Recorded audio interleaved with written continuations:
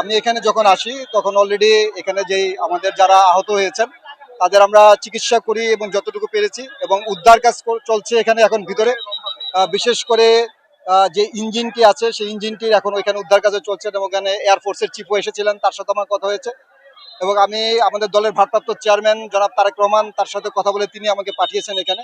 এবং আমাদের যে উদ্ধার টিম সেটি শুরু থেকেই কাজ করছেন, এবং উত্তর আধুনিক মেডিকেল কলেজ, তারপরে ভাসানী মেডিকেল কলেজ, আমাদের যারা টিম আছে আমরা তাদেরকে বলেছি। এবং বার্ন ইনস্টিটিউটের যে পরিচালক থেকে শুরু করে বার্ন ইনস্টিটিউটের যারা ডাক্তাররা আছেন তাদেরকে আমরা বলেছি যে তাদের কথা বলার জন্য, এবং তাদেরকে ওইখানে যে সদস্য সংখ্যা আছেন প্রায় দেখা যাচ্ছে যে প্রায় 50 জনের অধিক আমাদের ওইখানে বার্নের ওইখানে পেশেন্ট অলরেডি প্রায় ঘন্টাখানেক আগে ছিল, এবং প্রায় দেখা যাচ্ছে মোর দেন 90% উপরে বার্ন ছিল। এবং আমরা এখানে যে উদ্ধার কাজ করে আমাদের মোটামুটি এখানে প্রায় শেষের দিকে। তা আমাদের যেটা পেশেন্ট যেগুলো আছে তাদের এখন অনেকের ব্লাড দরকার হবে, এবং যেটা চিকিৎসার দরকার হবে, সেই জন্য আমরা এখান থেকে কাজ শেষ করে আমরা এখন আমাদের যে ইনস্টিটিউশনগুলো আছে সেই ইনস্টিটিউশনগুলোতে অলরেডি আমরা যেটা বলেছি সেটা আমরা চেষ্টা